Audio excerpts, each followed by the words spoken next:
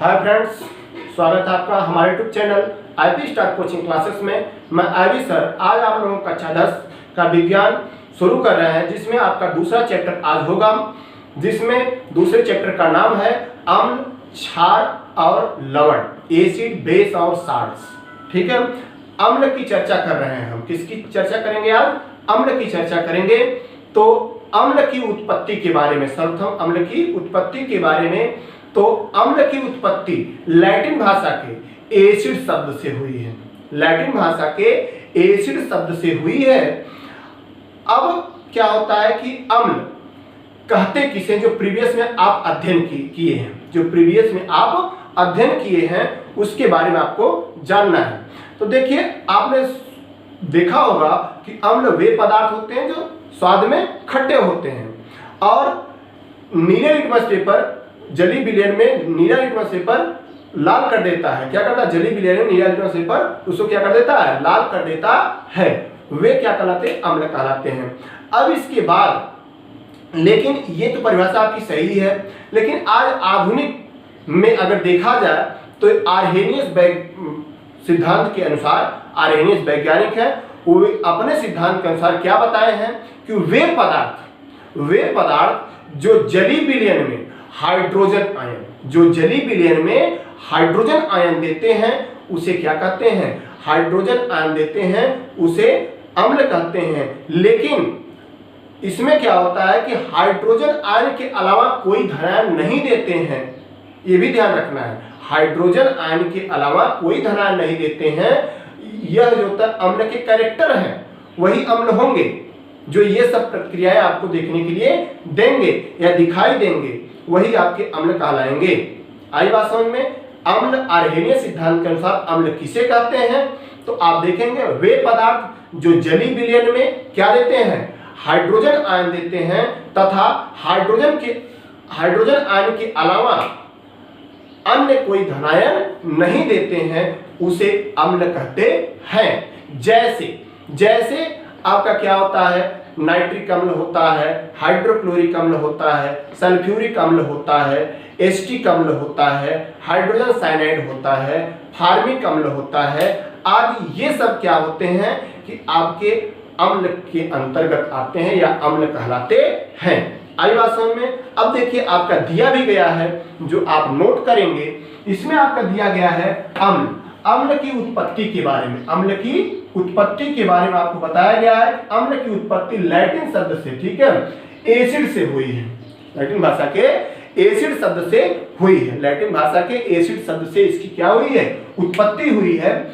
अब इसके बाद इसकी परिभाषा जो होती है, जो आपको इस समय इस कक्षा 10 में जानना है, जिनके अनुसार आपको पढ़ना है, ये आपके आर्हेनियस सिद्धांत के अनुसार पढ़ना है। ध्यान दीजिएगा, ये आर्हेनियस सिद्धांत है, जिनके अनुसार क्या करना है कि वे पदार्थ जो जली विलयन में वियोजित होकर, ठीक है, जली विलयन में वियोजित होकर केवल हाइड्रोजन आयन देते हैं। ध्यान यही रखना है कि जली विलयन में वियोजित होकर केवल हाइड्रोजन आयन देते हैं। जो आपने हमने बताया कि जली विलयन में हाइड्रोजन आयन देते हैं, उसे क्या कहते हैं? अम्ल कहते हैं। तो यही चीज बताया जा रहा है कि वे पदार्थ जो जली विलयन में वियोजित होकर, वियोजित मतलब टूटकर क्या करते हैं? केवल हाइड्रोजन आयन देते हैं, H+ देते हैं, तथा हाइड्रोजन आयन के अलावा कोई अन्य धनायन नहीं देते हैं, कोई अन्य धनायन नहीं देते हैं, वे क्या कहलाते हैं? अम्ल कहलाते हैं। क्या कहलाते हैं? अम्ल कहलाते हैं। आई बात समझ में? अब इसको आप लोग थोड़ा सा नोट कर लीजिए। क्लियर हुआ? अम्ल क्या होता है सुनते रहिए, नोट भी करते रहिए कि वे पदार्थ जो जली विलयन में वियोजित होकर क्या देते हैं? हाइड्रोजन आयन देते हैं, तथा हाइड्रोजन आयन के अलावा अन्य कोई धनायन नहीं देते हैं, वे क्या कहलाते हैं? अम्ल कहलाते हैं। क्लियर हुआ? चलिए देखिए, जैसे क्या होता है? नाइट्रिक अम्ल HNO3, नाम लिखते जाइएगा। नाइट्रिक अम्ल HNO3, हाइड्रोक्लोरिक अम्ल HCl, और इसके बाद सल्फ्यूरिक अम्ल H2SO4, ठीक है, सल्फ्यूरिक अम्ल H2SO4, फिर उसके बाद एसिटिक अम्ल CH3COOH, ये एसिटिक अम्ल है, प्लस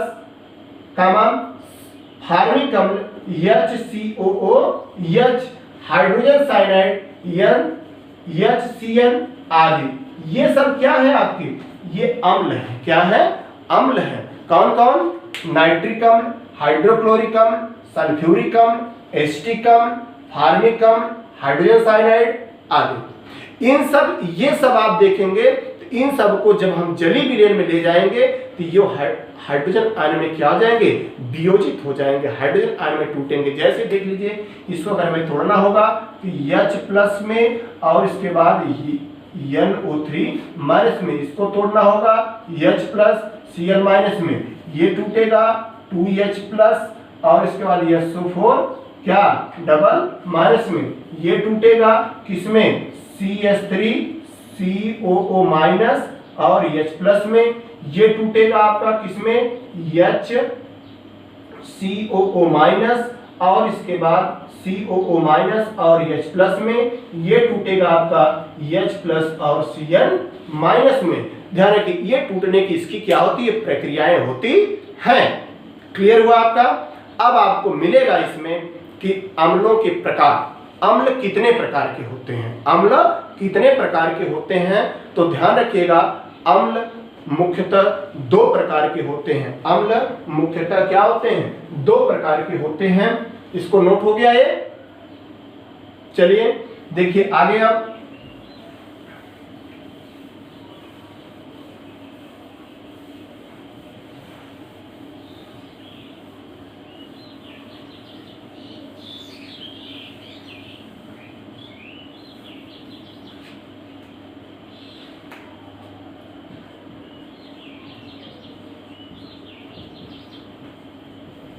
अम्लों के प्रकार, तो ध्यान रखिएगा।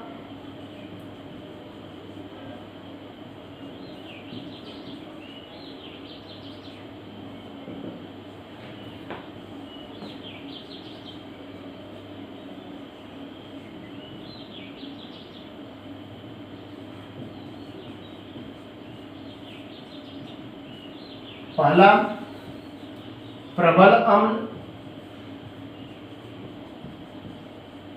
प्रबल अम्ल, दूसरा दुर्बल अम्ल, दुर्बल अम्ल। प्रबल अम्ल पहला, दूसरा आपका क्या होगा, दुर्बल अम्ल। तो अब आपको पढ़ना होगा प्रबल अम्ल के बारे में। किसके बारे में, प्रबल अम्ल के बारे में। पहला आपका हो जाएगा प्रबल अम्ल। अब ध्यान रखिएगा, प्रबल अम्ल क्या होते हैं, वे अम्ल, ठीक है, वे अम्ल जो जलीय विलयन में पूर्णतः वियोजित हो जाते हैं। पूर्णतः क्या हो जाते हैं, वियोजित हो जाते हैं। वे अम्ल जो जलीय विलयन में पूर्णतः वियोजित हो जाते हैं, उसे क्या कहते हैं, प्रबल अम्ल कहते हैं। क्या कहते हैं कि वे अम्ल, लिख लीजिए इसको, वे अम्ल, वे अम्ल जो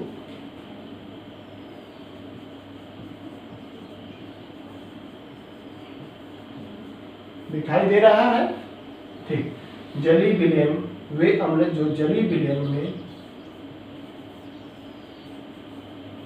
पूर्णतः वियोजित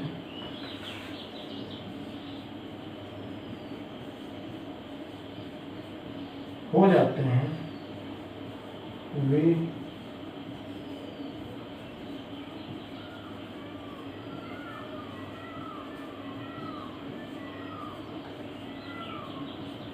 प्रबल अम्ल कहलाते हैं। जैसे, जैसे दिखाई दे रहा है, जैसे, जैसे HNO3, इसको बोलते हैं नाइट्रिक अम्ल, नाम लिख लीजिएगा, नाइट्रिक अम्ल, HCl, हाइड्रोक्लोरिक अम्ल, H2SO4 आदि। ये क्या है, ये आपके प्रबल अम्ल है। क्या है, प्रबल अम्ल है, ठीक है। नाइट्रिक अम्ल, हाइड्रोक्लोरिक अम्ल, सल्फ्यूरिक अम्ल, ये क्या है, प्रबल अम्ल है, जो जलीय विलयन में, उसको जब हम क्या करते हैं, जलीय विलयन में घोलते हैं तो ये पूर्णतः क्या होता है, वियोजित हो जाता है। वह जो होता है आपका प्रबल अम्ल कहलाता है, जैसे नाइट्रिक अम्ल, सल्फ्यूरिक अम्ल, हाइड्रोक्लोरिक अम्ल आदि। अब दूसरा आपका मिल रहा है क्या चीजें, दुर्बल अम्ल के बारे में। किसके बारे में, दुर्बल अम्ल के बारे में। इसको नोट कर लीजिए तो मिटा दें हम, नोट करिए।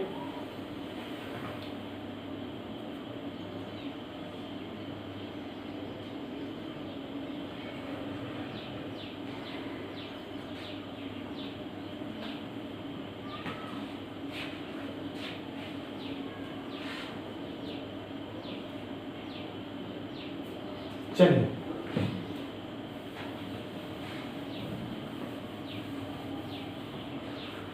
दुर्बल अम्ल, दुर्बल अम्ल वे अम्ल, ध्यान रखिएगा, वे अम्ल जो जलीय विलयन में पूर्णतः वियोजित या आयनित नहीं होते हैं, पूर्ण रूप से वियोजित या आयनित नहीं होते हैं, उसे दुर्बल अम्ल कहते हैं। लिख लीजिए, वे अम्ल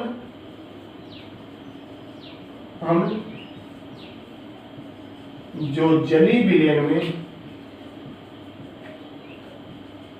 में पूर्णतः वियोजित या आयनित नहीं होते हैं,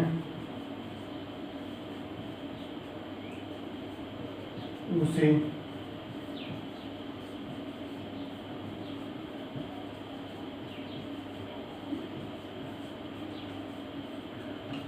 दुर्बल अम्ल कहते हैं। ध्यान रखिएगा, जैसे, नोट कर लीजिए, जैसे CH3COOH एस्टिक अम्ल को, और इसके बाद आपका हो जाएगा H2CO3, ठीक है, H2CO3 ये होता है कार्बोनिक अम्ल, और इसके बाद आपका हो जाएगा HCOOH हार्मिक अम्ल, HCN आदि, हाइड्रोजन साइनाइड। ये आपके क्या है कि दुर्बल अम्ल होते हैं। क्लियर हुआ आपका। अब चलिए कि आपका ध्यान रखिएगा, एक नोट के रूप में हम लिखवा देते हैं, जानते रहिए। ये हो गया, नोट कर लीजिए।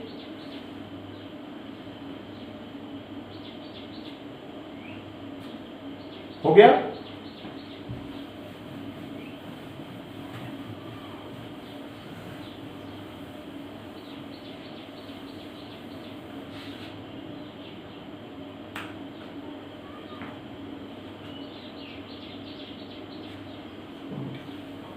नोट करके लिखिएगा।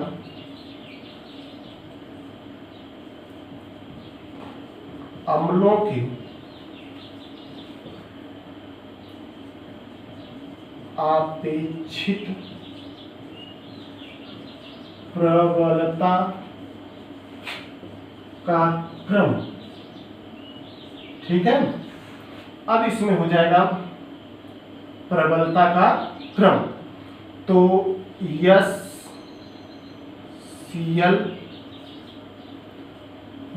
HNO3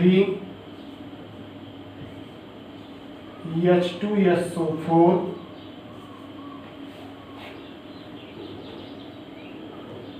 H2SO4 CH3COOH H2CO3